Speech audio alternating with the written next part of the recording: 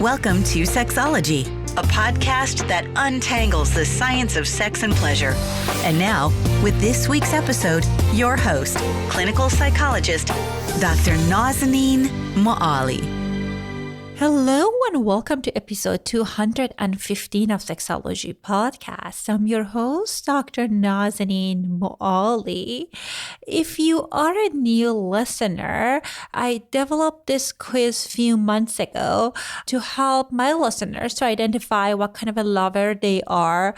We all can, at least most of us, can improve our skill in the bedroom. So this is a brief quiz that you take, and it will identify the things that you're good at and also show you some resources if you need to improve your skills as a lover. So if you're curious about that quiz, you can take the quiz. The link is in the show notes. Today our guest is Connell Barrett. He's a dating coach. He has one mission: help men defeat loneliness and attract their soulmates as their most authentic, confident self. The founder of Dating Transformation and a coach with the League dating app, Connell spent years training with the world's best relationship and self-development experts.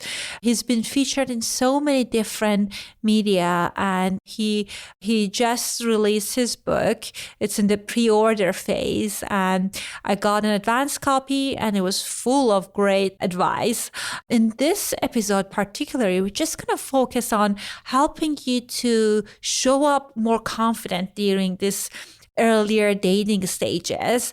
We're going to talk about the do's and don'ts when it comes to initiating sex. We're going to talk about how you can improve your dating game and also what to do the next day, the morning after being intimate with someone, to reduce the awkwardness and show up as a wonderful human being that you are.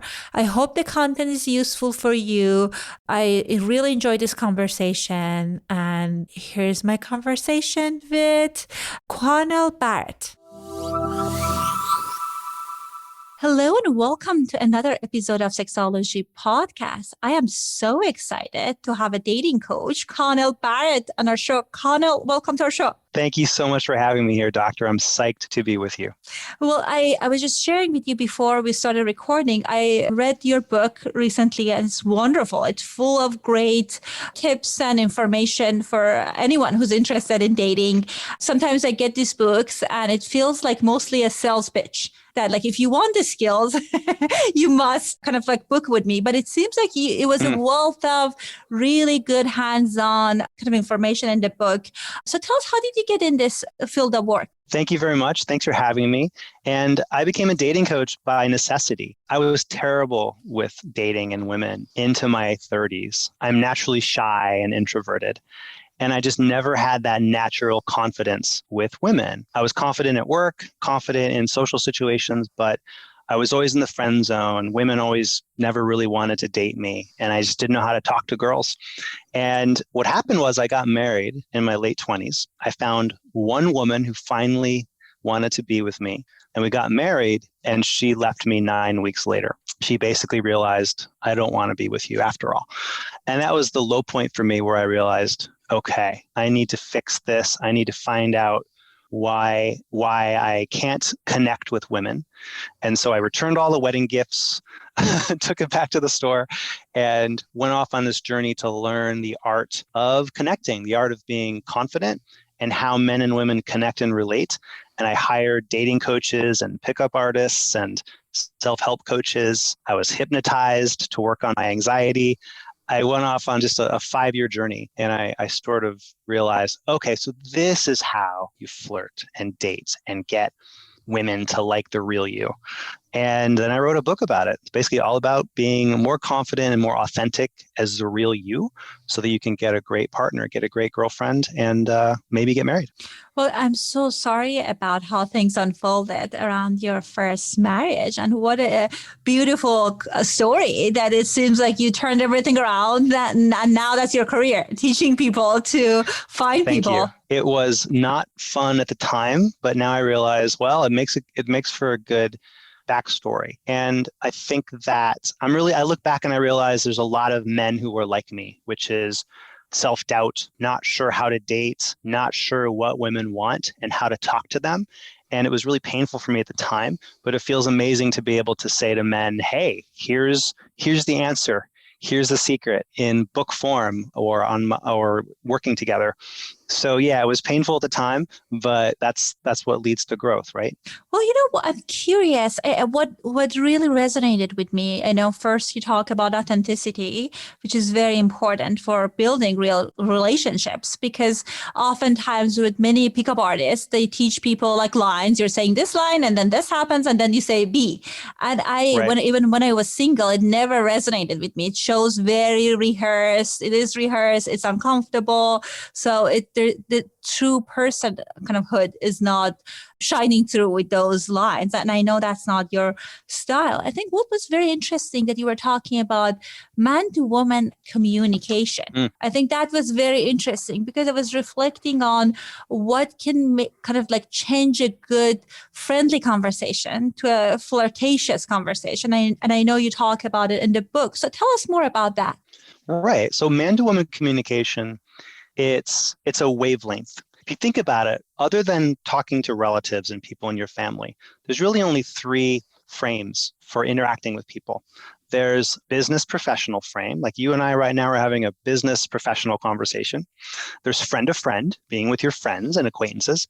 And then there's man to woman. If we're talking about straight hetero dating, there's men and women. And there's a certain way that men and women talk and connect when they're attracted to each other. However, what a lot of guys don't realize is that they fall into that friend-to-friend frame on a first date or when talking to a woman, and instead of talking to her in a more man-to-woman way.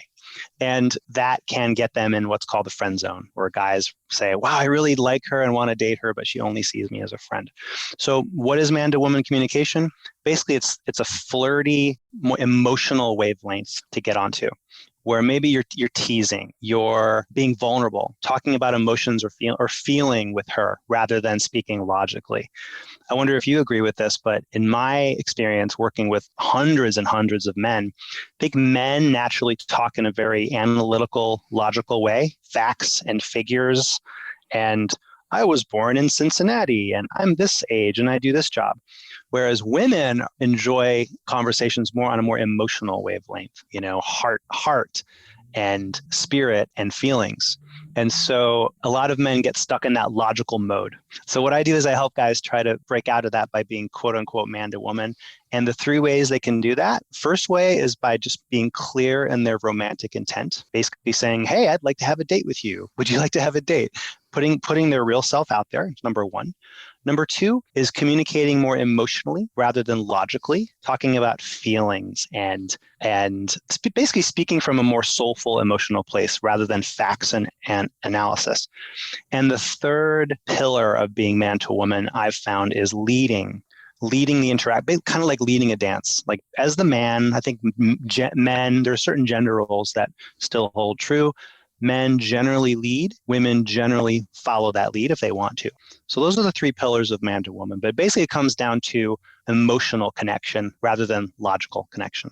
Well, I can imagine that's definitely, it requires extensive training when you work with men to teach them to change that language, because sometimes I wonder if that's who they are. So it's almost teaching them another language. It is. It's a lot like learning a second language. But it's once you understand it, I think a lot of men realize, oh, who I speak emotionally with.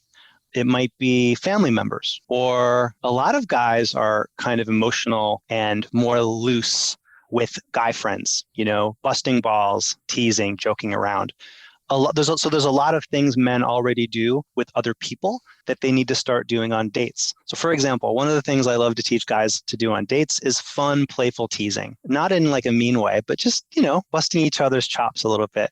And men do that with their guy friends all the time. They tease, they joke, they make fun of each other, but it's good natured. It's not a technique so much as it's just a way we show affection, right?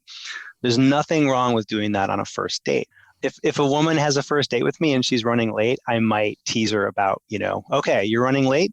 all right, you're going to owe me a drink for every minute you're late. And I drink the good stuff, so better hurry. Just getting some fun teasing going. So once they learn some simple tools and techniques, it's actually you might be surprised at how quickly they can realize, oh, I just need to loosen up, let the vulnerability, the teasing, the fun come out. And then that man to woman vibe happens naturally, because we're talking about a natural polarity that men and women already have.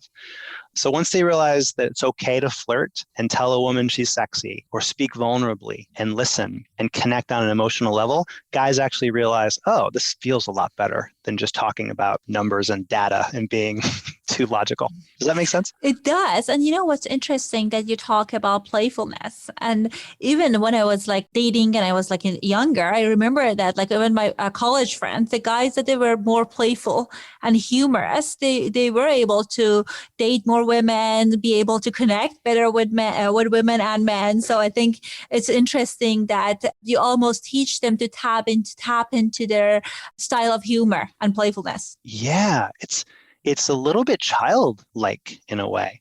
It's man to woman, but the sense of playfulness is almost like a child's playfulness. Like let's play, let's have fun together, and that's going to sort of unlock the emotional side of us, where our emotional sides can connect. One of the fun little tools I give guys to use, especially on first dates, is I tell them, play a game. Like, don't play games with women in a manipulative sense. Play games with women, like 2 Lies and a Truth. Or it's really fun to have a staring contest on a first date. You just say, okay, let's have a staring contest. And studies show that 2 people who stare into each other's eyes can all of a sudden start to become very attracted to each other. So by playing, having fun, doing silly things that are almost childlike, it can actually it can really ignite chemistry, authentic, genuine chemistry. And it's just fun. And, Cyndi Lauper was right. Girls just want to have fun. That is funny. Speaking of playing game, I just had this conversation with my patient the other day that she went on a date with this guy that she was like so about how interested she was, or how enthusiastic she was about the date. And she's like, I guess I go because it's a COVID time. Like the options are more limited. And they started playing this game, No Longer Strangers. And she said the level of kind of vulnerability that the guy showed, she was like head over heel for him after that game. So I think the games that can help people to be more vulnerable, I think that also can be a good way to kind of lean into that part of themselves. And I mean, your podcast is largely about sexology, right? And I think sex is fun. Sex is extreme playfulness, but naked and with caring and connection. So this idea of going on a date and having fun and playing together, it sets a really positive, I think, natural frame that allows us to let go and let our male, female essences kind of come out and play. And let's play all night and see how long we play together. Who knows where that might lead, whether it's the first date or later dates. It sets a tone that unlocks that sexual, fun, romantic side that we want to let come out, but that we kind of hold guarded inside. Absolutely. And I think the more that, especially for women, that they feel safer with a person, it's easier for them to open up sexually. So if you have this kind of like a fun playfulness going on, it will be easier to lean in to be more sexual, versus if there's more of a kind of a guarded kind of distance presentation that men at times, they feel it's sexier in their eyes. I remember one of the first women I dated when I first went on this journey to get better at dating. We were in bed our first time. And I thought she was about to do something really kind of sexual and like sexy. And she made it seem that way. And then she you know what a raspberry is? When you put your mouth on somebody's stomach and you just like make that raspberry noise. I don't want to do it. I don't want to break my microphone. And she just gave me a big raspberry, and we both just cracked up. It was arguably better than the sex. It was just so fun and silly. And I realized, yes, this is what sex should be. It should be, okay, it can be sexy and like intense, but it can also just be fun and silly and being completely unguarded. Well, I think there is a awkwardness from transitioning for many people from that kind of playful back and forth to kind of this kind of making the first move. And I know you talk about it in your book that with Me Too movement, things can get confusing. as a woman, I appreciate all those women that came forward, but I think it adds another layer of complexity into this dance. So when someone kind of like reads the situation that this is going well, I want to have sex with this partner, and it's the first time they are moving toward that direction, how do you recommend them kind of like to introduce that? Is there any kind of conversation you want them to have? Is it any kind of a subtle way that you want them to lean into? Tell us more about some of the suggestions you have around that. I'm a big believer in taking stair steps towards sexual intimacy and letting a man and a woman escalate things together where they both know where it's going. There's mystery, but there's not surprise. And I think those clear signals are really important. Dating in the Me Too era, especially, a lot of men feel like they're stuck between this rock and a hard place where they say, you know, I want to take action. I want to have sex and success and meet women because I don't want to be lonely. I don't want to be in the friend zone, but I also don't want to have any misconduct. I don't want to do anything that makes her feel uncomfortable. And so what they do is they do nothing on a date for 3 hours, and then they lunge at the girl for like a out of nowhere makeout. And she's like, what the heck? I didn't see that coming. So we don't want to do things like that as men. We want to, again, I think in general, men lead and women come along and follow, and sometimes take the lead now and then too, which is totally fine. And so what I recommend guys do is basically stair steps. So for example, on a first date, you might meet the woman and again, maybe post-COVID, give her like a nice, warm, friendly hug to start. And then, you know, a little bit longer into the date, you high five or you're touching each other, you know, arms and shoulders, getting comfortable with physical expression. And as things progress, whether it's the first date or later dates, then you might be holding hands and then kissing her neck and then kissing and then having deeper kisses. And then all of a sudden you might be back at your place or her place. And you both kind of know where it's going because you've escalated in a way that makes sense. And then I'm a big believer in consent when it comes to sex and making it clear that both people want it and are ready.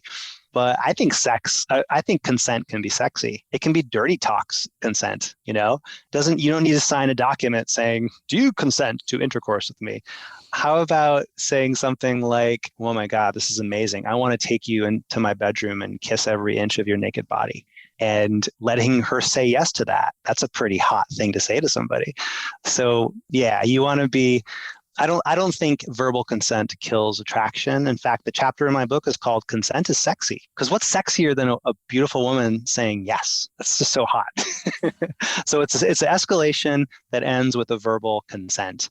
And that's basically what I teach. Well, what I think it's amazing about your approach is this kind of like being clear, as you mentioned, about your intention upfront and during the process, because sometimes because people are uncomfortable with showing their vulnerability, they might not, like early on, not ask the woman out. So the woman is kind of thinking, are we going on a date? It's not a date. What's going on here? Are we friends? And then also when it comes to kind of like moving things to kind of more sexual ways, that also can be confusing. So I think it can be a very sexy thing as you're showing confidence, kind of asking, do you want to go on a date with me?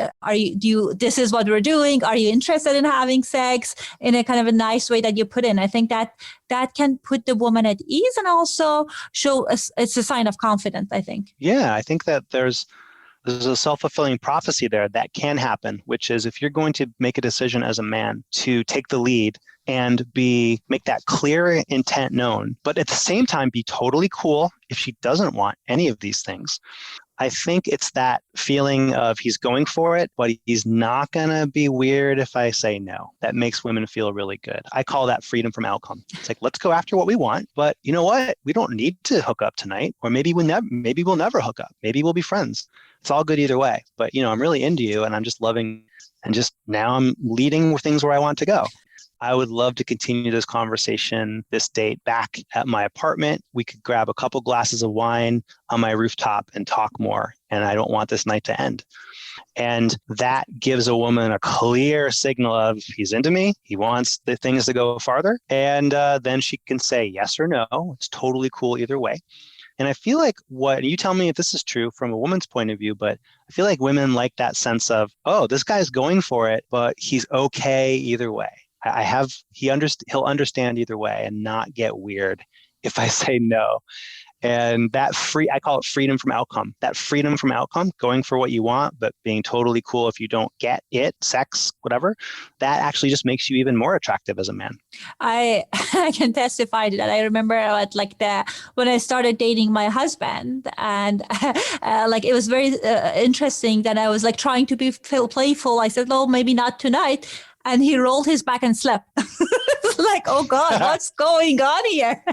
Why is he so cool about it? So sometimes when the person is not pushy, that can be incredibly sexy. That is, they send a message that I'm not desperate, I'm not pushing you, I might as well go to bed. So I think that's that's always a joke that we're having, because many men, when they're nervous, I think, as you said, that like they shouldn't do anything sexual, and at the end of the date, they kind of like do something very aggressive. I think that as you said, that can be a turn off, and also can be confusing for them, because what happens then, you don't know where is the line, because sometimes maybe the woman is not ready to kind of make out with you or have sex with you, but maybe before that you were holding hand and you were kind of like doing other kind of sexual touches, and that was okay, unless you are increasing that kind of like that level of kind of physical connection. It would be hard to know. Does that make sense? Right.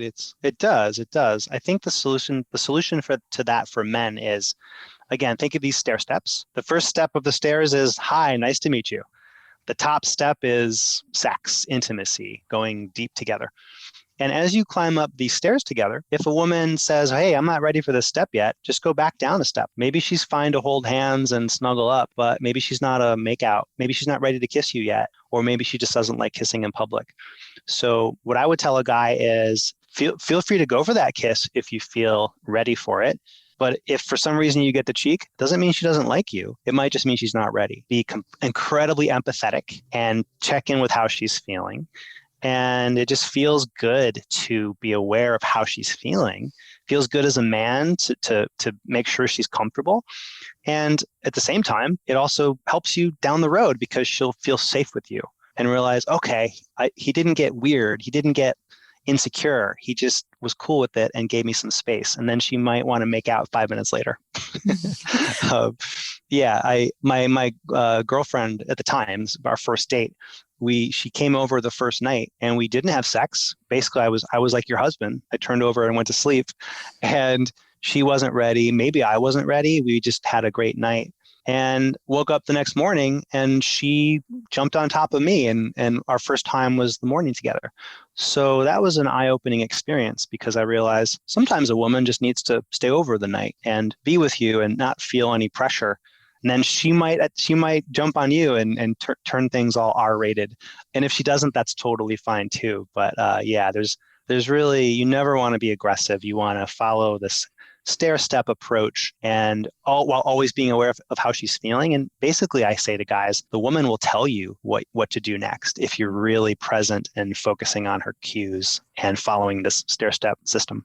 Well, I'm so glad that you're talking about being present. I think it can be anxiety provoking for men that haven't had the practice of going on dates to kind of like move into different stages of kind of like these, whether it's a dating or it could be a kind of intimate connection. So one thing is that at times, I think no matter how good looking you are, how wealthy you are, people get rejected for a number of different reasons. You can be the most attractive person, but you'll get rejected at some point. And that can be very crushing for many men. I see them in my practice. They say, I never want to date again. How do you help people to navigate that? I have very counterintuitive advice for guys. I want them to embrace rejection. I don't want them to seek it out exactly, but I want them to be totally okay with getting it. So when I go out with clients in person, I did this before COVID, and I'll do it again soon, I hope. Going to a bar, going to a club, going to a night venue. One of the first things I do for my clients before they approach any women is I tell them to point out the most beautiful, intimidating woman that no guy would ever want to talk to. I go over and I approach her myself, and maybe she's on the dance floor with 5 other girls. She does not want me approaching her on the dance floor. That's not a good I do scene. it because I want, or I might approach a girl who's making out with a guy. I'm not hitting on her, but I might walk up and they're kissing. I'll walk up and say, hey, can I cut in? Because of course I can't cut in, but I want my clients to see, oh, rejection's not that bad. It's not really rejection. That's my view of dating, at least in the courtship phase. It's not really rejection unless you look at it that way. Here's rejection. Rejection is when your wife or girlfriend of 5 years sits you down and says, I don't love you. You've never made me orgasm, and I'm leaving you for Ryan Philippe. Okay, that's rejection. But a woman on a date, couple dates in, a woman you approach, a woman you've been texting, if she says, oh, you know what, I'm not interested, I'm not feeling it, that's not really rejection. It's just her saying, you know what, you're not my type, or we don't have the chemistry that I want. But I think that what a lot of men do is they misinterpret that rejection as something personal, like, oh, I guess I'm unattractive to women. I guess I'm not good enough. I guess I'll have to be alone. And that's a really painful, destructive misinterpretation of a woman's response. So I say, let's get numb to that and realize, let's reframe it. It's not rejection. It's just information. Maybe she likes the Rolling Stones and you're the Beatles. Hey, Beatles are amazing. She just wants the Stones. And that's a really powerful shift that guys can make and realize, oh, rejection is not something to fear. It's actually something that's part of the process. And the secret is it's actually not really rejection. It's more just information. Well, what a beautiful reframing. And I love that you almost expose them to that situation. And it's not like you're lecturing them. You're showing that I'm comfortable doing that. So they know that it's okay if they make an attempt and it doesn't land the way that they want. Kind of like going back like to if we're kind of like, if we're making a move on a woman and it goes well, I think one of the things that was very interesting in your book, you talked about the morning after, because thinking gets very awkward, especially if like it's not something that you don't know what direction it will go. You don't know how to approach it, because I think in the heat of the moment, after the initial making a move on a person, things can go smoothly, hopefully, most of the cases. Right. But the next day, things are confusing. So what advice do you have for us for the morning after? I have a former client named Craig, who divorced dad, and he just never dated because he married his high school sweetheart, got divorced. All of a sudden he was dating again. And he had his first ever one night stand while working with me. And I said, how'd it go the morning after? What did you do? He said, oh, I played it cool. And I like barely talked to her. And I was like, no, don't do that. He didn't know what to do. He was trying to be all suave and James Bond. And I think that's what you don't want to do. My feeling is the morning after, you want to make her feel great about the decision she just made. She just hit the sheets with you. I'm so grateful every time any woman has ever been nice enough to have sex with me. I want to bake her a cake or write a song about her, send her a thank you card. Not literally, but I'm so grateful whenever a woman is nice enough to have sex with me.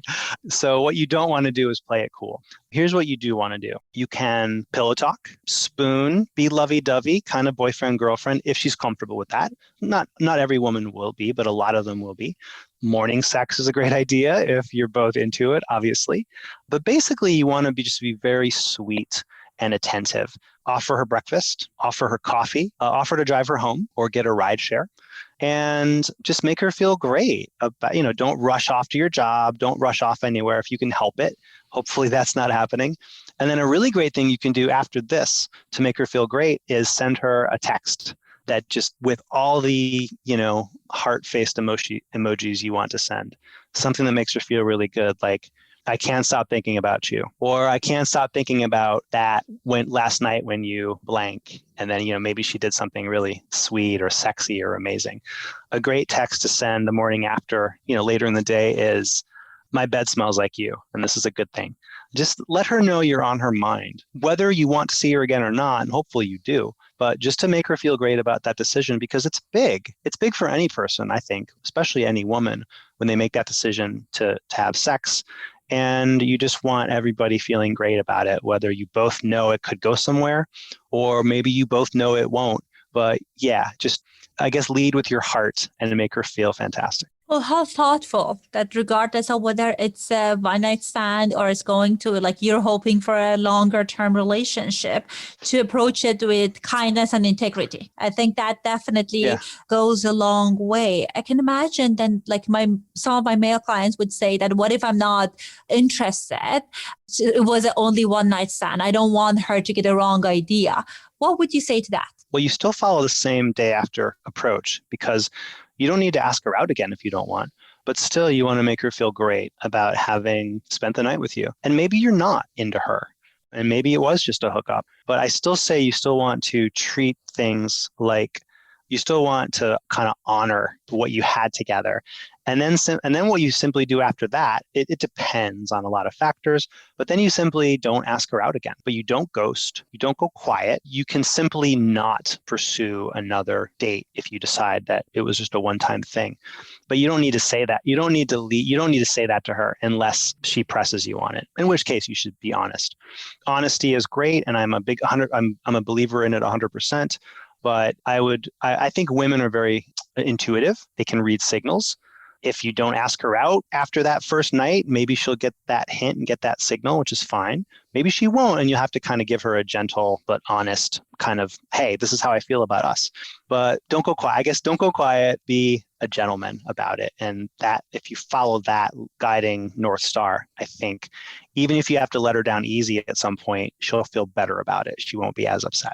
Well, I love that you have this suggestion, because what I think then collectively as a society, we would do so much better if we're treating each other with integrity. Because what happens then if you're kind of like having that interaction with a woman, you're ghosting her, you're leaving without even saying anything or pretending you're sleeping, then next time she would be showing up differently. So that can impact, I feel there's this kind of butterfly effect of that. Like people, then when we're not showing up authentically for kind of like sexual experiences we have, we're not honoring the other person, or we're kind of like changing these stance as a society, because I think then that the next time the person show up like resentful and kind of that can impact the kind of entire dating scene. It's been my experience, that what I hear from clients. Well, I love what you just said about the butterfly effect, because I think of it as good karma and paying it forward. Where if a guy only wants a hookup, he can still make that woman feel great about their one night together. At the same time, some men might surprise themselves and find out that what they think is only just a hookup, you stay in contact, you stay in touch, and you get real feelings for each other. One of the loves of my life, we met out at a rooftop bar. We hooked up, we spent the night together. We both thought it was probably just a fling. And that was the beginning of a 4-year relationship where we both fell in love. So you never know. You never know what dating with that integrity and honesty the value that could bring both of you long term. And if nothing else, it feels good. Well, and I love that story that you mentioned about the woman that you dated for 4 years. And I think also the world is smaller than you imagine. So funny thing is that as we're in college and now we're professional, many of the people that you dated, your friends dated, I think personally I dated, now you see it in a community, in professional setting. And you will relate differently to the person if they approach that experience with integrity, with kindness, versus if they showed up in a kind of a childish way. So I think that can have multiple impact in the community and also in your future as a reputation as a person. Yeah, you can't have too much kindness and empathy for women as a man. It's virtually impossible. There's a poll of 64,000 women that I quote in my book. And that single women are asked, what is the quality you want most in a man? It's not looks. It's not even sense of humor or money. It's kindness. And I think that's a really important lesson, is guys don't need to be some jerky, alpha male, cool, aloof guy. Be a sweetheart and have a big heart. Women want that and they deserve it. Well, Connell, as I was sharing with you and our listeners earlier, that I loved your book. I highlighted a lot of different parts of it. And I think it's full of great kind of actionable items. So we might have talked about less than a 1/10 of the content, but I want my listeners, if they are interested in dating, to read it. So please tell us, how can they access your book? Please tell us about your book. Absolutely. Well, the book is called Dating Sucks, But You Don't. And the mission of this book is to help men gain confidence, learn how to flirt so they can get a great girlfriend. That said, there's still a lot of great insight into men that I think women will enjoy as well. So if they want to check out this book, what they can do is simply go onto Amazon and they can order it right now at Amazon at Dating Sucks, But You Don't. Excellent. And do you offer coaching services? That's something that you do now. So please tell us more about that as well. Totally. I do coaching. I do in-person coaching with men here in New York City, also in Los Angeles. And what I would suggest if anybody wants some free, awesome video tips with a lot of practical advice, like how to flirt, how to get more matches and dates on dating apps, how to always know what to say. On my website, datingtransformation.com, I have a free video series. It's called Simple Dating Secrets, where you get 2 free videos every single week of me giving you my best advice, datingtransformation.com. Well, thank you for sharing all of these resources. And again, I love that you have actionable advice. I feel like sometimes the self-help books are full of fluff and Right. you're not getting like usable information. But I felt like your book had lots of good tips. So, and it's wonderful that you have a free newsletter. Thank you so much for coming on the show. For our listeners that they didn't get a chance to write down the information about your book will be in the show notes. And thank you so much for your time. I had such a blast. Thank you for having me on. You have a great podcast. Thank you so much. Have a lovely afternoon. Bye-bye. I hope you found the information useful. I highly recommend you purchasing Connell's book. Again, I loved all the tips and tricks that he included in his book. Specifically from our conversation, what resonated with me about how he talked about dealing with rejection, that how important it is for us not to take it personally and almost see it as an opportunity to strengthen your dating skill. I often recommend my clients to do the things that they're scared of to get more comfortable with it. And it's not only them that I advise to do, similar to what Connell was talking about. I was thinking about my journey of public speaking. When I was 20, I was part of this nonprofit company, and they wanted me to present about this art therapy theme that they had. Huge conference. I had really bad social anxiety. I fainted in front of hundreds and hundreds of people. And it was so embarrassing. But the decision I made after that was like, I'm going to do as many public speaking as possible, so I won't let this fear and anxiety take over my life. And ever since, I feel like I gave presentation in hundreds and hundreds of big and small settings, and I worked through my anxiety. So I feel sometimes in life, the more we're doing the things that we're scared of, the less scary they become.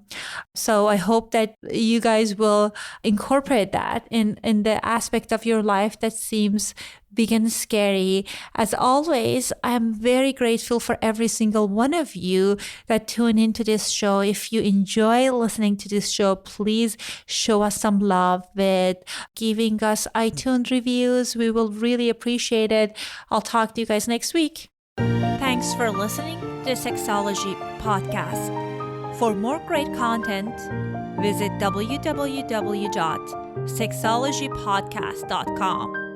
Please be advised that information presented on this podcast is not a substitute for seeking help from a licensed mental health provider.